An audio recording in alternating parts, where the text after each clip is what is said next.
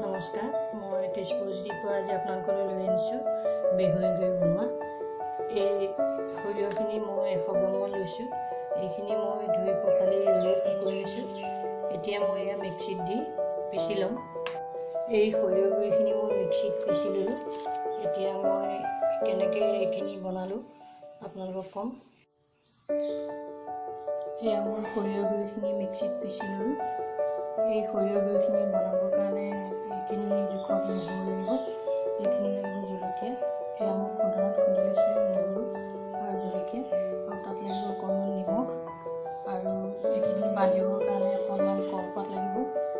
তাৰপিছত এইখিনি কলাখাৰ সৰুৱাই লৈছোঁ, আৰু এইখিনি লৈছোঁ ৰছী বান্ধিবলৈ। এইখিনি এতিয়া মই বনাব লৈছোঁ। এয়া প্ৰথমে নহৰুখিনি দি দিছোঁ, তাৰপিছত দিম নিমখ।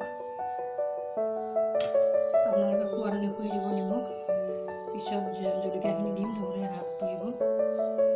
এতিয়া মই ইয়াত সৰুৱাই থোৱা কলাখাৰখিনি দি দিম।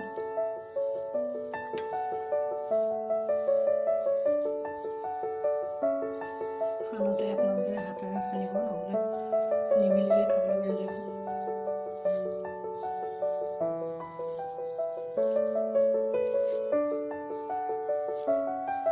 এতিয়া মই জলকীয়া দিম।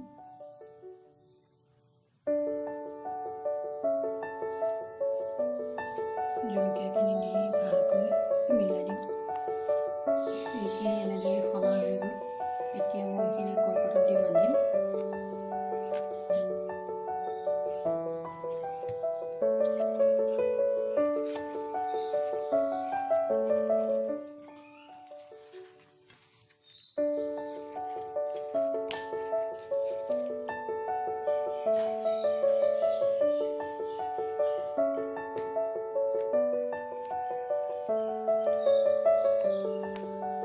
কলপাতৰ ৰছীয়ে বান্ধিলোঁ।